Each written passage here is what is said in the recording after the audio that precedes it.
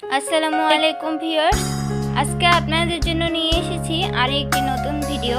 আজকের এই ভিডিওতে দেখাবো কিভাবে আলু দিয়ে ঢেঁড়স ভাজি রান্না করা যায়। তাহলে এই ভিডিওটি শুরু করা যাক। প্রথমে আমরা সকল উপকরণগুলো দেখে নিই। এখানে রয়েছে আলু, ঢেঁড়স, মরিচ, তেল, হলুদের গুঁড়ো, লবণ, পেঁয়াজ কুচি।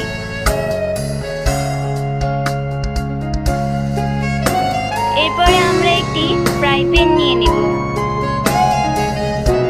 ফ্রাই প্যানটি গরম হয়ে গেলে আমরা তাতে পরিমাণ মতো তেল দিয়ে দিব।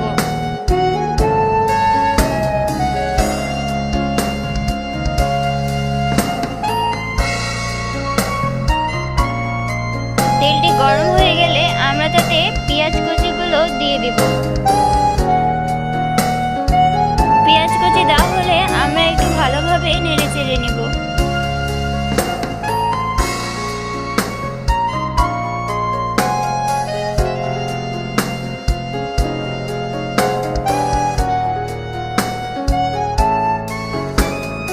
পেঁয়াজগুলো হালকা ভাজা হয়ে গেলে আমরা তাতে কেটে রাখা ঢেঁড়সগুলো দিয়ে দিব।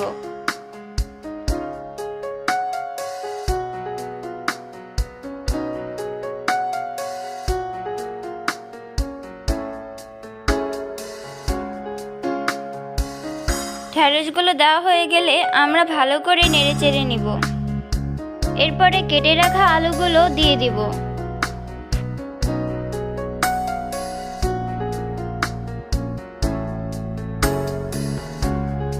এরপরে পরিমাণ মতো লবণ দিয়ে দিব। আপনারা আপনাদের স্বাদ অনুযায়ী লবণ দিয়ে দিবেন। এরপরে দিয়ে দিব হলুদের গুঁড়ো।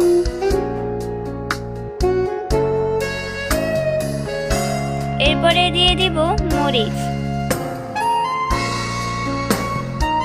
এরপরে আবার একটু ভালোভাবে নেড়ে চেড়ে নিব।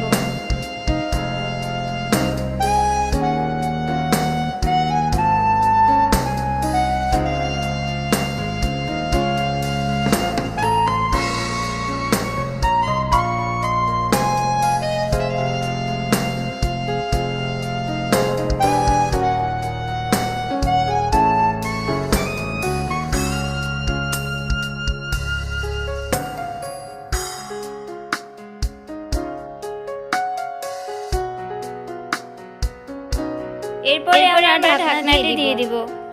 কিছুক্ষণ পর আমরা ঢাকনাটি উঠিয়ে আবারও ভালোভাবে নেড়ে চেড়ে নিব। এরপরে প্রায় 10 মিনিটের মতো আমরা ভালোভাবে নেড়ে চেড়ে নিব।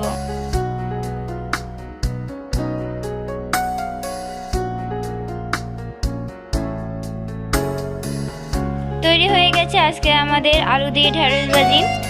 আপনারা অবশ্যই বাসায় ট্রাই করে দেখবেন। ভিডিওটি ভালো লাগলে বেশি বেশি লাইক, কমেন্ট করবেন এবং সাবস্ক্রাইব করে দিবেন। আল্লাহ হাফিজ।